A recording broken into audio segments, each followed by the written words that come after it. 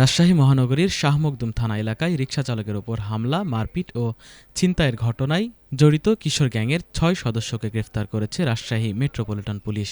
শনিবার আরএমপির শাহ মখদুম থানায় এক সংবাদ সম্মেলনে এ তথ্য জানানো হয়।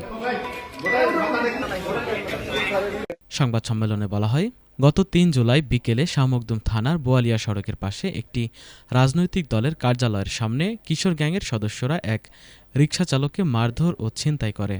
এ ঘটনার ভিডিও সামাজিক যোগাযোগ মাধ্যমে ছড়িয়ে পড়লে বিষয়টি পুলিশ কমিশনার মোহাম্মদ ফয়েজুল কবিরের নজরে আসে। পরে তার নির্দেশে শাহ মখদুম থানা পুলিশ অভিযান চালিয়ে ঘটনার সঙ্গে জড়িত ৬ সদস্যকে গ্রেফতার করে। শাহ মখদুম থানার একটি চৌকস পুলিশ টিম অতি দ্রুত সময়ের মধ্যে অভিযান পরিচালনা করে বিভিন্ন স্থান থেকে কিশোর গ্যাংয়ের মোট ৬ জন সদস্যকে গ্রেপ্তার করে এবং যেই কিশোর রিকশা চালককে মারপিট করা হয়েছিল তার পরিবারের পক্ষ থেকে একটি নিয়মিত মামলা রুজু করা হয়। আমরা গ্রেপ্তারকৃত কিশোর গ্যাং, যাদের মধ্যে কয়েকজন শিশু রয়েছে, আমরা শিশু আইনের সকল বিধানাবলীর মেইনটেইন করে তাদেরকে জিজ্ঞাসাবাদ করছি। প্রয়োজনে আমরা তাদেরকে রিমান্ডে নিয়ে আসব।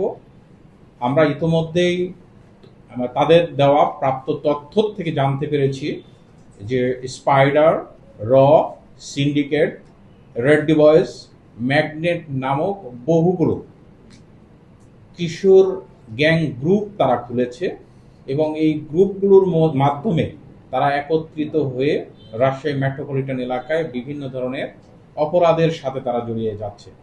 আমরা এই গ্রুপের সকল তথ্যগুলো সংগ্রহ করছি এবং পর্যায়ক্রমে তাদের অপরাধের ধরন বিশ্লেষণ করে এই কিশোর গ্যাংয়ের বিরুদ্ধে আমরা কঠোর আইনগত ব্যবস্থা গ্রহণ করব। এছাড়াও রাজশাহী